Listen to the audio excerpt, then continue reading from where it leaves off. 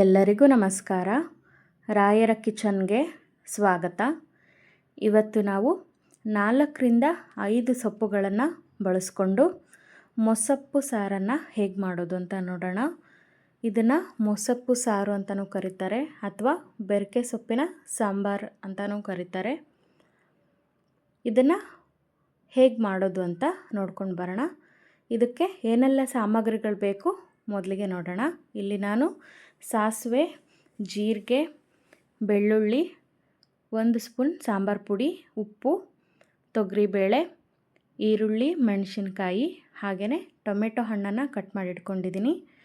ಇಲ್ಲಿ ನಾನು 5 ಸೊಪ್ಪನ್ನು ಮಿಕ್ಸ್ ಮಾಡಿ ಕಟ್ ಮಾಡಿ ಇಟ್ಕೊಂಡಿದ್ದೀನಿ. ಹಾಗೆಯೇ ಸ್ವಲ್ಪ ಹುಣಸೆ ಹಣ್ಣನ್ನು ನೆನೆ ಇಟ್ಕೊಂಡಿದ್ದೀನಿ. ಸ್ವಲ್ಪ ಕೊಬ್ಬರಿಯನ್ನು ತೊಗೊಂಡಿದ್ದೀನಿ. ಇಲ್ಲಿ ನಾನು ಕುಕ್ಕರನ್ನು ತಗೊಂಡು ಅದಕ್ಕೆ ಬೇಳೆಯನ್ನು ಹಾಕ್ಕೊಳ್ತಾ ಇದ್ದೀನಿ. ಹಾಗೆಯೇ ನಾನಿಲ್ಲಿ 5 ಥರದ ಸೊಪ್ಪನ್ನು ಸ್ವಲ್ಪ ಸ್ವಲ್ಪ ತಗೊಂಡು ಕಟ್ ಮಾಡಿ ಹಾಕ್ಕೊಳ್ತಾ ಇದ್ದೀನಿ. ನಿಮಗೆ ಯಾವ ಸೊಪ್ಪು ಸಿಗುತ್ತೆ ಆ ಸೊಪ್ಪನ್ನೇ ಬಳಸ್ಕೊಂಡು ಮಾಡ್ಬೋದು. ನಾನಿಲ್ಲಿ ಪಾಲಕ್ ಸೊಪ್ಪು, ಮೆಂತ್ಯ ಸೊಪ್ಪು, ಅರಬೆ ಸೊಪ್ಪು, ಸಬ್ಸಿಗೆ ಸೊಪ್ಪು, ಹಾಗೆಯೇ ಬಳೆ ಒಡ್ಕ ಅಂತಾರೆ ನಮ್ಮ ಕಡೆ, ಅದನ್ನು ಕೂಡ ಹಾಕ್ಕೊಂಡಿದ್ದೀನಿ. ಹಾಗೆಯೇ ಒಂದು 3 ಮೆಣಸಿನ್ಕಾಯಿ, ಈರುಳ್ಳಿ ಹಾಗೆ ಟೊಮೆಟೊವನ್ನು ಕೂಡ ಹಾಕ್ಕೊಂಡಿದ್ದೀನಿ. ಹಾಗೆಯೇ ಒಂದುಂಡೆ ಬೆಳ್ಳುಳ್ಳಿಯನ್ನು ಸಿಪ್ಪೆ ಬಿಡಿಸಿ ಹಾಕ್ಕೊಂಡಿದ್ದೀನಿ. ಸ್ವಲ್ಪ ಮೇಲೆ ಕೊಬ್ಬರಿ ತುರಿಯನ್ನು ಹಾಕ್ಕೊಂಡಿದ್ದೀನಿ. ಈಗ ಇದಕ್ಕೆ ಸ್ವಲ್ಪ ನೀರನ್ನು ಹಾಕ್ಕೊಳ್ಳೋಣ.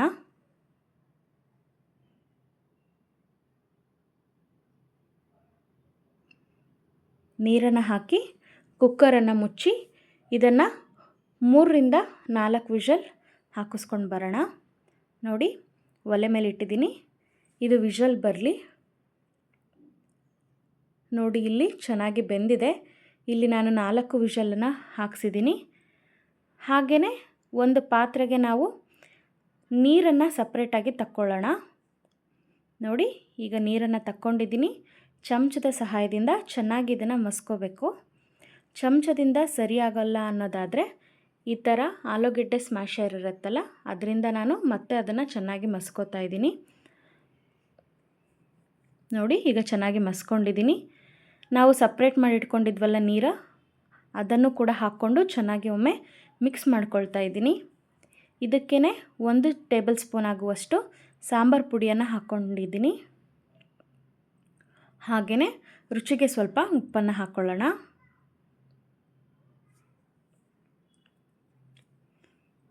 ಹಾಗೆಯೇ ಸ್ವಲ್ಪ ಇದಕ್ಕೆ ಹುಣಸೆ ರಸವನ್ನು ಕೂಡ ಸೇರಿಸ್ಕೊಳ್ಳೋಣ. ಈಗ ಮತ್ತೆ ಒಮ್ಮೆ ಚೆನ್ನಾಗಿ ಮಿಕ್ಸ್ ಮಾಡ್ಕೊಳ್ಳೋಣ. ಹಾಗೆಯೇ ನಾನಿಲ್ಲಿ ಒಂದು ಚಿಕ್ಕ ಬಾಣಲಿಯನ್ನು ಒಲೆ ಮೇಲೆ ಇಟ್ಕೊಂಡಿದ್ದೀನಿ. ಅದಕ್ಕೆ ಸ್ವಲ್ಪ ಎಣ್ಣೆಯನ್ನು ಹಾಕ್ಕೊಂಡಿದ್ದೀನಿ ಒಗ್ಗರಣೆ ಮಾಡ್ಕೊಳ್ಳಿಕ್ಕೆ. ಎಣ್ಣೆ ಕಾದ ನಂತರ ಅದಕ್ಕೆ ಸಾಸಿವೆ ಹಾಗೆ ಜೀರಿಗೆಯನ್ನು ಹಾಕ್ಕೊಂಡಿದ್ದೀನಿ. ಅದಕ್ಕೇ ಸಣ್ಣದಾಗಿ ಕಟ್ ಮಾಡಿ ಇಟ್ಕೊಂಡಂತಹ ಈರುಳ್ಳಿಯನ್ನು ಕೂಡ ಸೇರಿಸ್ಕೊಂಡಿದ್ದೀನಿ. ಈಗ ಚೆನ್ನಾಗಿ ಫ್ರೈ ಮಾಡ್ಕೊಳ್ಳೋಣ.